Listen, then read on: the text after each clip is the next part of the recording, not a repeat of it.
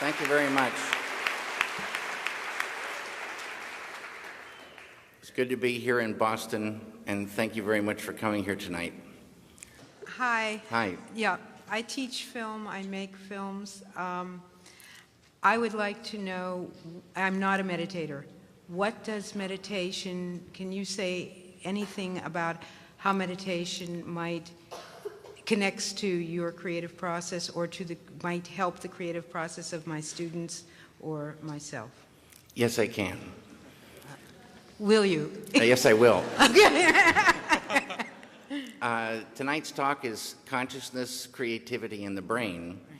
And if you have a golf ball-sized consciousness, when you read a book, you'll have a golf ball-sized understanding. When you look out, a golf ball-sized awareness. And when you wake up in the morning, a golf ball-sized wakefulness. But if you could expand that consciousness, then you read the book, more understanding. You look out, more awareness. And when you wake up, more wakefulness. It's consciousness. And there's an ocean of pure, vibrant consciousness inside each one of us. And it's right at the source and base of mind, right at the source of thought, and it's also at the source of all matter. And Maharishi Mahesh Yogi teaches a technique called Transcendental Meditation. It's a simple, easy, effortless technique, yet supremely profound, that allows any human being to dive within, experiencing subtler levels of mind and intellect, and transcend and experience this ocean of pure consciousness. This pure consciousness is called by modern physics the unified field. It's at the base of all mind and all matter. And they now say, modern science says, all of matter, everything that is a thing, emerges from this field. And this field has qualities like bliss, intelligence, creativity, universal love, energy, peace. And it's not the intellectual understanding of this field, but the experiencing of it that does everything. You dive within and transcending, experiencing this field of pure consciousness, and you enliven it, you unfold it, it grows. And the final outcome of this growth of consciousness is called enlightenment. And enlightenment is the full potential of all of us human beings. And a side effect of enlivening this consciousness is negativity starts to recede. When I started meditating, I was filled with anxieties, filled with fears, kind of a depression and anger.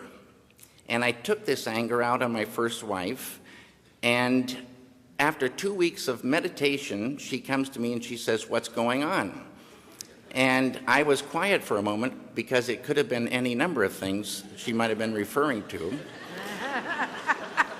But I finally said, "What do you mean?" And she said, "This anger, where did it go?" And I didn't even realize it had lifted. Now, these negative things like anger and depression and sorrow, they're beautiful things in a story, but they're like a poison to the filmmaker. They're a poison to the painter. They're poison to creativity. They're like a vice grip. If you are super depressed, you can't hardly get out of bed, let alone think ideas, have that creativity flowing. So it's money in the bank to get that beautiful consciousness growing, which is flowing creativity, the ability to catch ideas at a deeper level. Intuition grows. This field is a field of pure knowingness. You dive in there, you sort of just know how to go. You know how to solve solutions. It's like an ocean of solutions.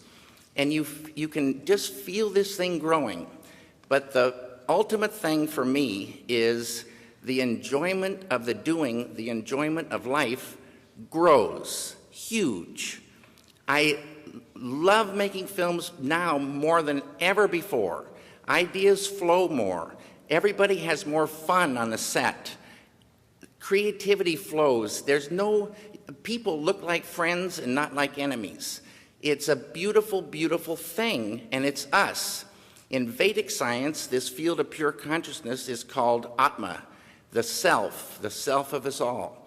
At that level, as Dr. John Hagelin would tell you, at that level of life, we are all one. We're one. Diversity up here, unity down below. It's a great thing for the filmmaker. Thank you.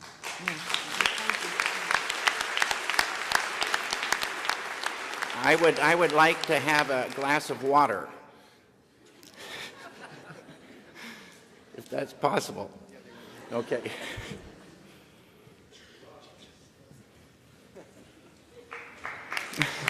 Hey, Jay, bless you, man. This is Jay, my friend and assistant.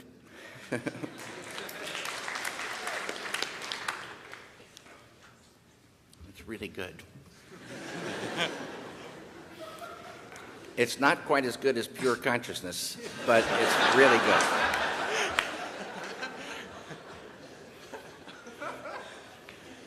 Hello. How you doing? Not bad. How are you? Good. Oh, my name is Alex Harvey. I've been meditating for a while. I want to know if there was a moment where you realized the effect that pure consciousness had on your work. Right from the very beginning. And like I said, I might have been, I think I had so many anxieties and fears, and I felt those lifting. And bliss is a thing in this field, the unified field. Bliss, they say, is the sweetest nectar of life. Bliss is physical, emotional, mental, spiritual happiness. And you can vibrate with this bliss. And it's this happiness from within. They have a saying, true happiness isn't out there, true happiness lies within.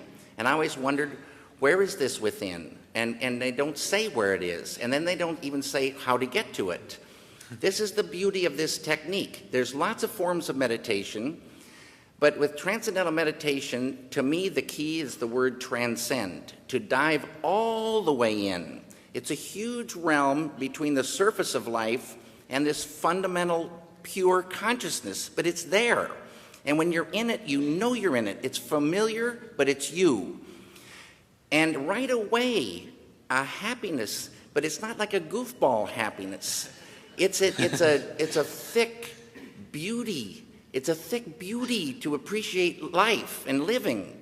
And why suffer? Suffering starts to go. And people say, well, you got to have anger. You got to have an edge, to create. You got to know about anger. You got to have energy. You got to have clarity to create. You got to be able to catch ideas. You got to be able to be strong enough to fight unbelievable pressure and stress and the whole thing in this world.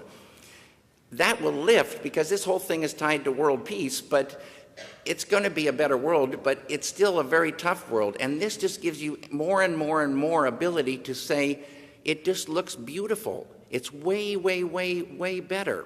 And this happened right away. Thank you. You bet.